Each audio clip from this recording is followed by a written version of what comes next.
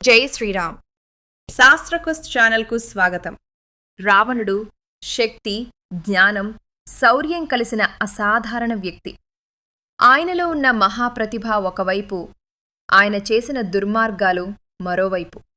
మంచితనం, చెడుతనం రెండూ కలిగిన ఈ వ్యక్తిత్వం నేటి జీవితానికి అద్దం పడుతుంది.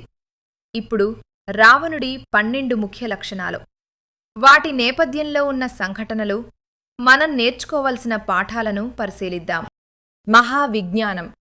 వేదాలు, శాస్త్రాలు, సంగీతం, ఆయుర్వేదం అన్నింటిపైన ప్రవీణుడు. శివతాండవ స్తోత్రం రచయిత కూడా ఆయనే అని సాధారణంగా భావిస్తారు.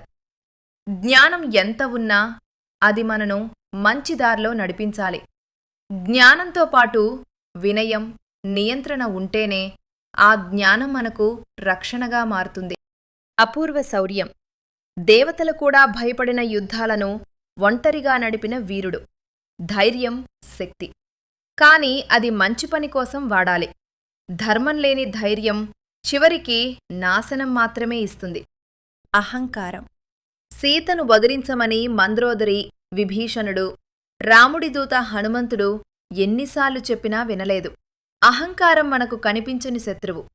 అది సరైన సలహాలను, సరైన అవకాశాలను కూడా దూరం చేస్తుంది. విరయం ఉన్నవాడే నిజంగా బలవంతుడు. దురాశ.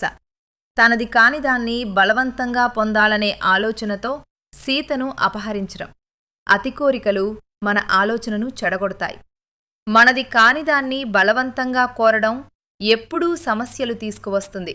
బలమైన సంకల్పం. రామసేన లంకలో అడుగుపెట్టినా వెనక్కి తగ్గలేదు. రాజుగా తన ధైర్యాన్ని నిలబెట్టాడు. సంకల్పం గొప్పది, కాని అది మంచి లక్ష్యాలకు మాత్రమే సరిగ్గా పనిచేస్తుంది. తప్పు లక్ష్యం కోసం ఉండే సంకల్పం మనల్ని ప్రమాదంలోకి నెడుతుంది. బాధ్యతారాహిత్యం.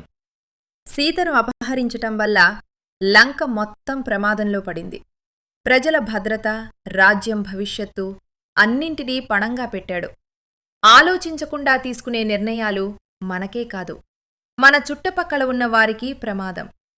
ప్రతి పెద్ద చర్య ముందు 2 నిమిషాలు ఆలోచించటం ఎంతో అవసరం. పరాకాష్ఠ గర్వం. నాకు సమానుడు లేడు అన్న భావనతో నిర్ణయాలు తీసుకోవడం. గర్వం మన ఎదుగుదలను ఆపేస్తుంది. ఎప్పుడూ నేర్చుకునే మనసు ఉండాలి. వినయం మనను మరింత మెరుగైన వారిగా తయారు చేస్తుంది. వ్యూహదక్షత. యుద్ధరంగంలో తన రాక్షస సైన్యాన్ని సమర్థంగా అమర్చటం. అతడు గొప్ప సైనిక వ్యూహకర్త. పథకం సిద్ధం చేసే శక్తి చాలా ముఖ్యం, కాని ఆ పథకం వెనుక ధర్మం ఉండాలి. నైతికత లేకుండా చేసే వ్యూహం తాత్కాలికంగా గెలిపించినా చివరికి ఓడిస్తుంది. కర్తవ్య విముఖత. విభీషణుడి మంచి సలహాను గౌరవించలేదు. కర్తవ్యాన్ని కంటే అహంకారాన్ని పెద్దది చేశాడు. సరైన సలహాను వినకపోవటం పెద్ద నష్టం. మంచివారి మాటలు కొన్నిసార్లు కఠినంగా అనిపించినా అవే మనలను కాపాడగలవు. ప్రశంసాప్రియత. తనయులు కూడా భయపడే రాజు అయినా తనని ఎప్పటికప్పుడు పొగడాలని ఆశపడేవాడు. ప్రశంస కోసం జీవించటం మనలోని నమ్మకాన్ని తగ్గిస్తుంది. నిజమైన ఆనందం మన పని పట్ల మనకే ఉన్న సంతృప్తి. భోగాసక్తి. భోగాలపై అతిగా ఆసక్తి చూపడం వల్లనే అనేక నిర్ణయాలు తప్పుదారిలో పడ్డాయి. అతి సుఖాలు మన శరీరం, మనసు, నిర్ణయాలను బలహీనపరుస్తాయి. నియంత్రణతో జీవించడం మనల్ని స్థిరంగా ఉంచుతుంది. అజ్ఞాని భయం. రాముడు అవతారం అన్న నిజం తెలిసినా నన్ను ఎవరూ జయించలేరు అని నిర్లక్ష్యం చూపించటం. ప్రమాదాన్ని చిన్నగా చూడడం పెద్ద తప్పు. నిజమైన ధైర్యమంటే ప్రమాదాన్ని చూసి దాన్ని అర్థం చేసుకొని సరైన నిర్ణయం తీసుకోవడం.